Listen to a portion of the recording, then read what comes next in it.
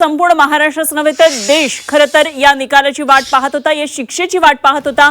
बातमी नसरापूर नराधमासंदर्भातली। नसरापूरच्या नराधमाला आता फाशीची शिक्षा ठोठावण्यात आली आहे। आरोपी भीमराव कांबळेला फाशीची शिक्षा आज देण्यात आली आहे। पुणे सत्र न्यायालयानं हा ऐतिहासिक निकाल दिलेला आहे। 2 महिन्यामध्ये संपूर्ण सुनावणी पूर्ण करत आज हा निकाल लागलेला आहे आणि त्याला आज शिक्षा ठोठावण्यात आली। नसरापूरच्या या चिमुडीला अखेर आता न्याय मिळालेला आहे। पुण्यातल्या नसरापूरमधल्या चिमुडीला अखेर न्याय मिळाला आहे।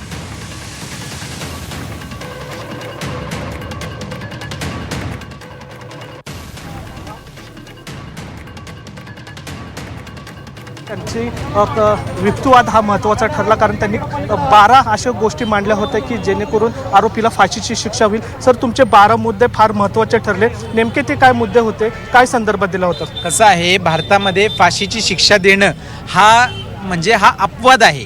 प्रत्येक केसला तुम्ही फाशीची शिक्षा देऊ शकत नाही। आज मेहरबान कोर्टाच्या जजमेंटमध्ये तोच मुद्दा धरला की पूर्वी जेव्हा 1879चा जेव्हा CRPC होता त्याच्यामध्ये फाशीची शिक्षा हा रूल होता आणि जन्मठेप हा एक्सेप्शन होतं।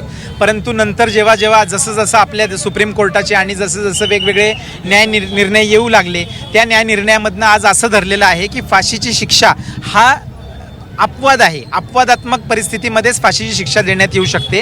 रेअरेस्ट ऑफ रेअर केस या संज्ञेमध्ये, या डॉक्ट्रिनमध्ये ही केस बसत जर केस बसत असेल तरच त्याला फाशीची शिक्षा देता येते। आणि ते ह्या केसमध्ये मेहरबान कोर्टापुढे जे काही पुरावे लीड करण्यात आले, ज्या पद्धतीने केस चालवण्यात आली, त्या सर्व पद्धतीने ही रेअरेस्ट ऑफ रेअर केस आहे हे मेहरबान कोर्टाने निरीक्षण नोंदवत त्याला फाशीची शिक्षा दिलेली आहे।